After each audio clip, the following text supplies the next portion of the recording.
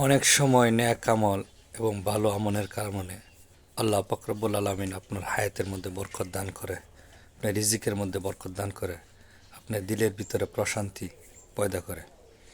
আর কিছু কিছু এরকম বদ আমল আছে, বদ অভ্যাস আছে, যার কারণে আপনার হায়াতের বরকত কমে যায়, রিজিকের বরকত কমে যায়, অন্তর মধ্যে প্রশান্তি পয়দা করে। একটি কথা বলতে পারেন যে আল্লাহ পাক রব্বুল আলামিন আপনার জন্য যে হায়াত দান করছেন, এই হায়াত আবার কমে কেমনে? হায়াত কমে না, কিন্তু হায়াতের মধ্যে যে বরকত ছিল বরকত কমে যায়।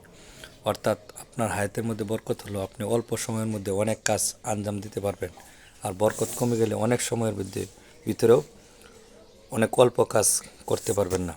রিজিকের মধ্যে বরকত হলো অল্প রিজিকে আপনার মধ্যে প্রশান্তি হবে, অল্প টাকার মাধ্যমে অনেক কিছু করা সম্ভব হবে।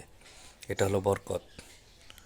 আর বরকত কমে গেলে অনেক টাকা ইনকাম করবেন, দেখে যে ওই দিক দিয়ে টাকা খরচ হয়ে গেছে, টাকা ধরে রাখতে পারবেন না।